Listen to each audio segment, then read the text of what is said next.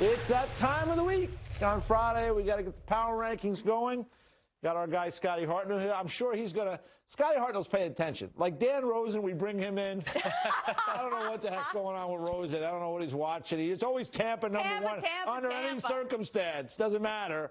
They're good. They're Stanley Cup champions. But, I mean, it is the power rankings for this week. So let's get right to it. Mr. Hartnell, the floor is yours. I'm starting at number 5. Oh, geez, look at that picture. Oh, number 5. What? The Flyers. Hartnell, I remember. That's beautiful hair, people. Beautiful hair. Yes. But that was my Flyers. But I got Flyers number 5. They're going through some COVID stuff going on. Yeah. When they get that full squad back, I think they're just going to take off to the next level.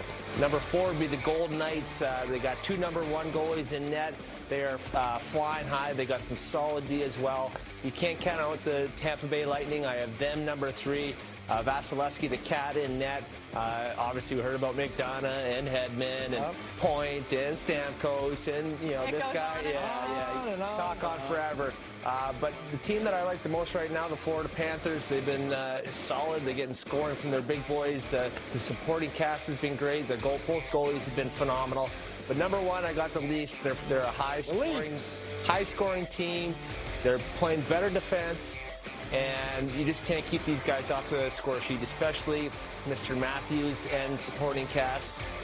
But for me, those guys are unbeatable almost every night. They're coming to play every night, which is good for them. And hopefully they can do it in the playoffs. The last couple of years, they haven't.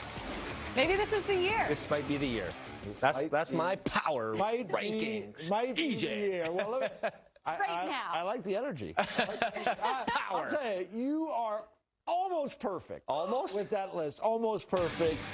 Oh, they dug this. Oh, yes. Put you up again. All right. We are in sync, except for, you know, you were contractually obligated as a former Flyer to have the Flyers in, no matter what the circumstance. Yes. You have the 5. I have no really obligation other than to say, hey, why not the Hurricanes? So Hurricanes have been playing really well. There was a number of teams I could have had at 5, actually 4 and 5. I decided on the Canes at 5 and the Golden Knights at 4. The Canes and Panthers had a great game the other day. That was a game we were on before the game, Jackie. Yeah, that was a real fun game. I'd love to see them play in a 7-game series. I have the Lightning at 3, Panthers at 2, the same as you, and the Leafs at number 1. I mean, what can you say about the Leafs right now? 13-3-2. They're getting it done night after night after night, and when they lose, as they did to the Senators this week in a crazy comeback, we're really surprised because the Leafs, we expect them now to get the job done. So we are in sync for the most part. You probably should lock down a 5-1 lead, right? Going into the victory. 1,000% you should. I mean, the reaction to the epic collapse, we're not understanding. But you know what? They bounced back and got 2 straight wins over the Senators, and the Senators were feeling good about themselves. Toronto took care of business. I'll say this about the Leafs, too. Even when they're not playing their best on a certain night, they're just so good that even if your team makes just 1 or 2 mistakes, it's most likely that the Leafs are going to take advantage of that opportunity. And that's why they're so dangerous. Yep. And Austin Matthews, I mean, certainly a big part of that. No question. And Mitch Marner and Joe Thornton back in the mix right now. It would be fun, I have to say it. It would be fun to see Jumbo raise that Stanley Cup with the Maple Leafs. Would it ever? I don't know. That party might go on for months. Would his statue have a beard?